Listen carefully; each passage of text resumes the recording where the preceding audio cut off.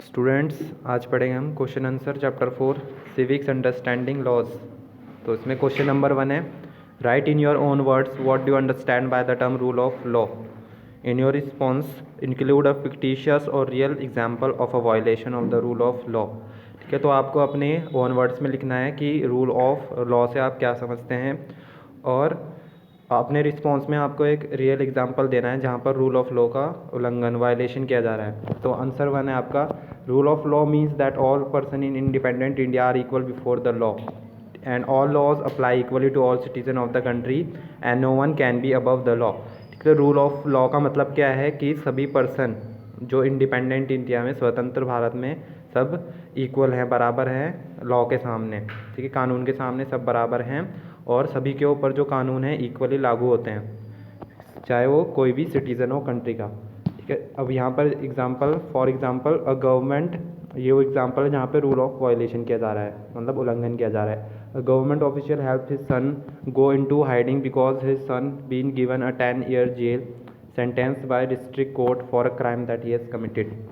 ठीक है, तो एक गवर्नमेंट ऑफिशियल है, वो अपने बेटे की हेल्प कर रहा है उसको छुपाने में, क्योंकि उसके जो बेटा है उसको 10 साल की जेल दी जा रही है, जो डिस्ट्रिक्ट कोर्ट के द्वारा जो उसने क्राइम किया है।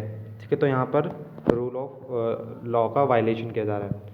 तो question number 2, state 2 reason why historians refute the claim that the British introduce the rule of law in India. ठीक है, हमें 2 रीज़न बताने हैं कि जो हिस्टोरियन बताते हैं हमें कि जो रूल ऑफ लॉ था वो ब्रिटिश लाए थे। तो वो किस कारण लाए थे रूल ऑफ लॉ? देखिए आंसर इसका है point 1, colonial rule was arbitrary. वो कैसा था रूल? आर्बिट्रेरी था, क्योंकि जो ब्रिटिशर्स थे वो कुछ भी अपने ही लॉ लगा देते थे कभी भी। ठीक है, जो उनका मन करता था कोई भी रूल निकाल देते थे कभी भी। तो सेकंड है इसमें, the Indian nationalist play a prominent role in the development of the legal sphere in British India. जो हमारे नेशनलिस्ट थे, ठीक है, जो हमारे कार्यकर्ता थे और जो पॉलिटिक्स में जो हमारे नेता थे इंडिया के, ठीक है, उन्होंने बहुत इंपॉर्टेंट रोल प्ले किया है। उन्होंने क्या किया? फोर्स किया ब्रिटिशर्स को, तभी हमारे लिए जो रूल्स बन सके थोड़े, जिससे कि आज हम स्वतंत्र हैं। तो जो ब्रिटिशर्स थे वो सिर्फ अपने हित के लिए ही लाए थे रूल्स, पर जो इंडिया के नेशनलिस्ट थे उन्होंने क्या किया? फोर्स किया, तभी हमारे लिए थोड़ा डेवलपमेंट हुआ। Question number 3, read the story board on how a new law on domestic violence got pass.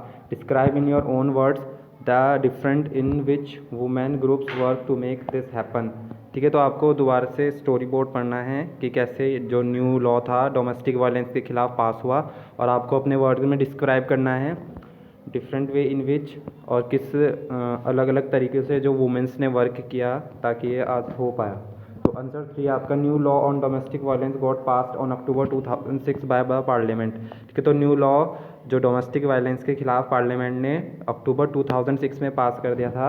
Some women organisation played a very important role and pressurise the government to pass that act. ठीक है, तो कुछ जो women organisation थी उन्होंने बहुत important role play किया है, और उन्होंने क्या किया? गवर्नमेंट के ऊपर प्रेशर बनाया ताकि ये लॉ पास हो सके। In 1999, law students and activities start drafting the domestic violence which was widely circulated। ठीक है, तो 1999 में जो लॉ स्टूडेंट्स थे और जो कार्यकर्ता थे उन्होंने डोमेस्टिक वायलेंस के सर्कुलेट किया। ठीक है, इसके खिलाफ उन्होंने आवाज़ उठाई। Afterwards the bill was introduce in 2002 after the women movement, but the bill had not the same suggestion which were given by the women. तो उसके बाद क्या हुआ? बिल इंट्रोड्यूस हुआ 2002 में, जब वुमेन थी, वुमेंस ने आवाज़ उठाई। उसके बाद 2002 में बिल इंट्रोड्यूस हुआ, पर जो बिल था उसमें जो वुमेंस ने सजेशन दिए थे वो पूरी तरह से नहीं थे, which were given by the women. ठीक है, उसमें वो सजेशन नहीं थे। So several women organization again gave suggestion to made submission to the parliamentary standing committee. तो कुछ वुमेंस ऑर्गेनाइजेशन ने दोबारा क्या दिए? अपने सजेशन दिए ताकि उसमें वो ऐड कर सके parliament standing committee to change the present bill. Finally after a long struggle by the women the bill was passed in October 2006। ठीक है, तो इस बिल को चेंज करने के लिए फिर दोबारा क्या हुआ? लॉन्ग स्ट्रगल के बाद वुमेन की बिल पास हुआ फाइनली अक्टूबर 2006 में। क्वेश्चन नंबर 4 है, व्हाट इज़ डोमेस्टिक वायलेंस? ठीक है, घरेलू हिंसा क्या है आपका? Answer 4. Domestic violence refers to the injury or harm or threat of injury or harm caused by an adult male, usually the husband, against his wife. ठीक है, तो डोमेस्टिक वायलेंस घरेलू हिंसा रेफर्स करता है कोई भी इंजरी, चोट या फिर कोई भी नुकसान या फिर उसको डराया धमकाया जा रहा है, इंजरी मीन्स थ्रेट किया जा रहा है उसे किसी भी इंजरी के लिए या फिर नुकसान के लिए बाय एन अडल्ट मेल, ठीक है, एक पुरुष द्वारा, यूजुअली द हस्बैंड, ठीक है, जो पति होता है और उसकी पत्नी के खिलाफ, जनरली उसके लिए बना था। इंजरी में B caused by physical beating up the women और बाय इमोशनली अब्यूजिंग हर। तो इंजरी कैसी भी हो सकती है, चाहे मेंटली या फिर फिजिकली। अगर उसको फिजिकली मारा जा रहा है या फिर मेंटली उसको इमोशनली क्या किया जा रहा है, टॉर्चर किया जा रहा है, तो वो भी डोमेस्टिक वायलेंस में आता है। ओके स्टूडेंट्स, ये थे आपके question answer civics chapter 4 understanding laws. Thank you.